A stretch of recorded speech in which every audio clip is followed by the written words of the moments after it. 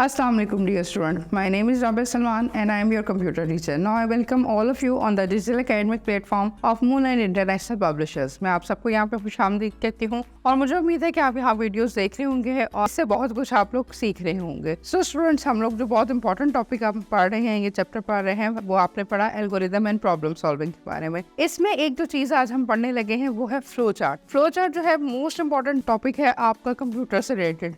ठीक है, फ्लो का मतलब ही आपका, अगर हम देखें तो फ्लो का मतलब ही तरतीब होता है। तरतीब एक सीक्वेंस से जो काम चल रहा होता है, ठीक है, बगैर तरतीब पे काम नहीं होता। तो flow chart is a basically diagrammatical representation. ये आपकी डायग्राम के फॉर्म में रिप्रेजेंटेशन होती है। ऐसा एक प्रोसेस होता है जिसमें डिफरेंट डायग्राम्स होती हैं और इसको हम कनेक्ट करते हैं एरो लाइंस के साथ। ठीक है जी, हम इसको कनेक्ट करेंगे एरो के साथ। एक तो ये चीज आपके पास आ जाती है, हम डाटा इनपुट करते हैं, डाटा आपका इनपुट होगा, फ्लो चार्ट में डाटा इनपुट होगा, देन इट कैन प्रोसेस, वो प्रोसेस होगा और हमें आउटपुट पर रिजल्ट मिल जाएगा। It is easy to way to visualize to communicate with each other.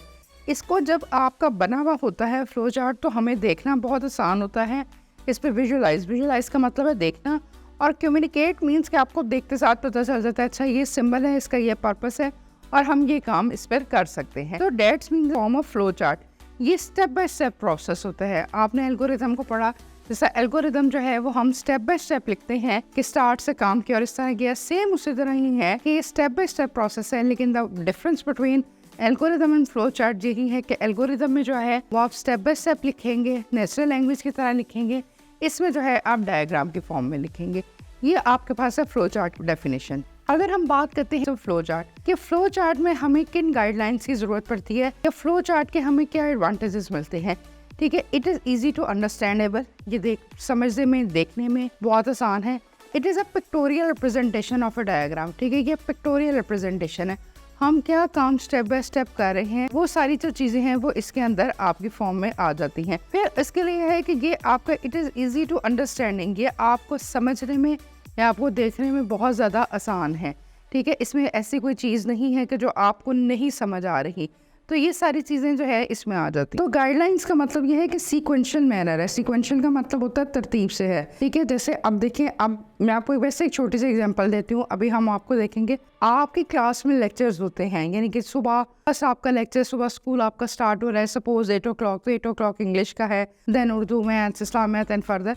तो वो एक फ्लो से आपका काम चल रहा है, एक तरतीब से आपका काम चल रहा है। उसमें मिस मैनेजमेंट नहीं है कि इंग्लिश की जगह आपको उर्दू का लेक्चर हो गया, उर्दू की जगह इस्लाम मैथ का है, तो कोई मिसअंडरस्टैंडिंग नहीं है। हम सबसे इम्पॉर्टेंट चीज़ जो पढ़ेंगे वो हम पढ़ेंगे फ्लो चार्ट के सिम्बल्स। सिम्बल्स क्या है? सबसे पहले जो सिम्बल्स होते हैं, निशानात हैं, सिम्बल साइंस हैं, ये क्या आपके पास चीज़ें आती हैं।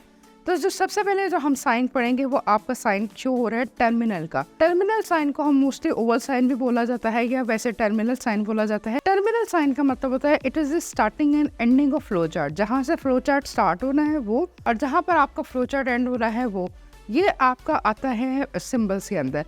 दूसरा सिंबल अगर आप यूज करेंगे, ये आपका रेक्टेंगुलर शेप का होता है। रेक्टेंगुलर शेप का मतलब होता है कि इसमें आपका काम प्रोसेस हो रहा है, यानी कि जितनी भी आपने इन जो चीज़ें आपकी प्रोसेसिंग में जाएंगी, हम आगे फर्दर एग्जांपल्स में देखेंगे, वो आपकी जो है इंडिकेट करेंगे। डिस्क्रिप्शन आपकी प्रोसेसिंग की यही होगी कि ये आपके काम को प्रोसेस करती हैं, अमल में लेके आती हैं। फिर एक आप साइन पढ़ेंगे, that is called diamond shape. ठीक है, डायमंड शेप का मतलब ये होता है कि इसका पर्पज़, ये डायमंड शेप है, इसका पर्पज़ क्या है? It is also called a decision making sign. ये डिसीजन मेकिंग के लिए साइन होता है। डिसीजन मेकिंग का मतलब होता है आइदर योर वैल्यू ट्रू और फॉल्स, या इफ और एल्स, कि आपकी वैल्यू या ट्रू होगी या फॉल्स होगी। ठीक है, या हम इसको इफ और एल्स से कर सकेंगे। फिर एक साइन आपके पास शो होता है, ठीक है, ये जिसको कहते हैं इनपुट आउटपुट साइन। ठीक है, आप डाटा एंटर करेंगे तो आपने इनपुट से डाटा एंटर किया और जो आपको रिजल्ट मिला वो आपको आउटपुट के फॉर्म में मिला।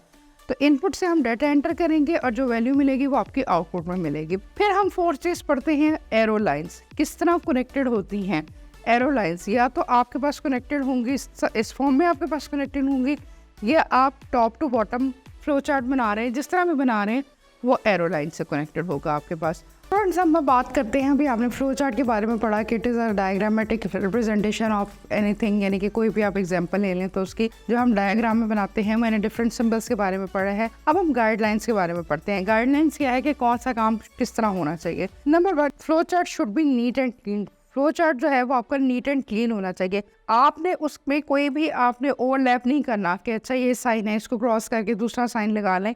इस तरह फ्लो चार्ट गलत कंसिडर होता है। आप उसको दोबारा रेस करके दोबारा बना लें। तो flow chart should be neat and clean, ठीक है।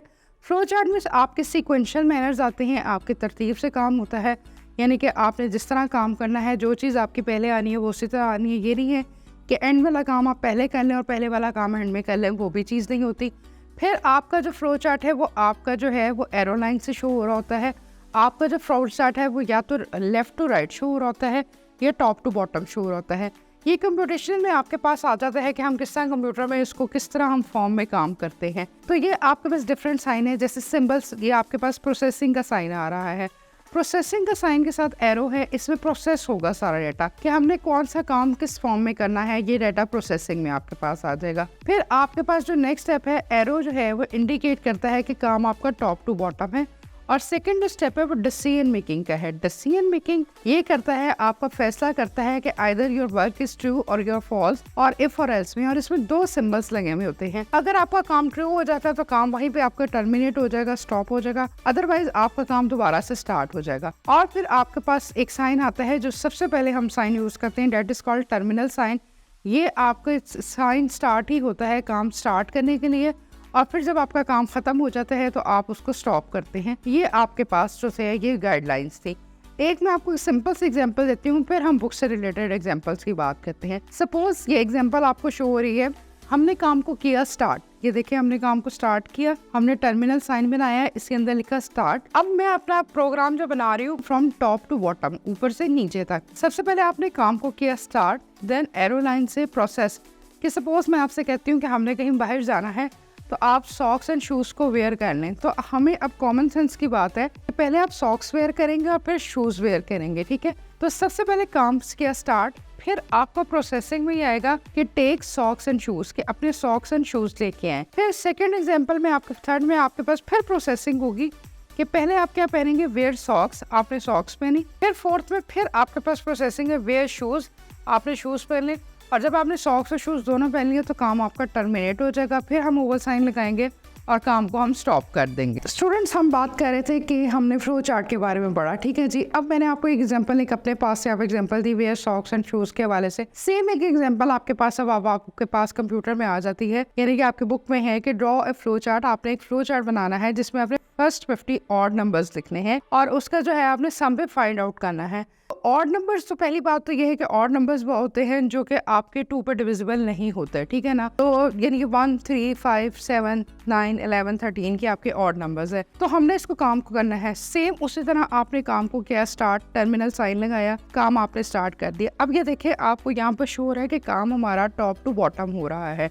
ये देखें पहला साइन आपने लगाया टर्मिनल का, फिर एरो के साथ उसको कनेक्ट किया, एरो के साथ उसको जोड़ा यानी कि तीर के निशान के साथ। फिर प्रोसेसिंग में आपने लिखना है कि आप मालूम क्या करना चाह रहे हैं। n means number, natural number is equal to 1 के बराबर है, and sum is equal to 0, ठीक है जी। ये चीज आपके पास आ जाएगी कि 0 से हम स्टार्ट करेंगे। फिर आपके पास हम फिर एरो लाइन की तरफ जाएंगे प्रोसेसिंग में, सम इज इक्वल टू, ठीक है, सम। अब आपने 2 वैल्यूज के सम भी तो फाइंड आउट करने हैं और नंबर निकालने के लिए। फिर अगेन प्रोसेसिंग में sum is equal to sum plus आपके पास n आ जाएगा। अब यहाँ पर हम बात करेंगे डिसीजन मेकिंग की। अब डिसीजन मेकिंग में if it is an odd number, ठीक है, डिसीजन मेकिंग में तो अगर तो ऑड नंबर है, डिसीजन मेकिंग आपने लगाया है, अगर तो ऑड नंबर है तो वो आपके ऑड नंबर्स को प्रिंट करता जाएगा। इन केस ये ऑड नंबर नहीं आते, अगर आपके ऑड नंबर नहीं आते तो आप क्या करेंगे कि n is equal to n, n means number, और उसको प्लस कर देंगे 2 के साथ। आप 2 के साथ उसको कर लेंगे और फिर आपके पास आपका आउटपुट निकल आएगा। यानी कि मतलब ये है कि अगर तो पहले ही आपके ऑड नंबर आ रहे हैं तो फिर आपको ये वाला स्टेप करने की ज़रूरत नहीं है, और इन केस अगर आपके ऑड नंबर्स नहीं आ रहे तो फिर आप इसको ये वाला स्टेप को करेंगे डिसीजन मेकिंग का साइन लगा के, और आपने ये देखना है कि वैल्यूज़ में कोई आपका इवन नंबर तो नहीं है। यहाँ पर आपका काम टर्मिनेट हो जाएगा, स्टॉप हो जाएगा।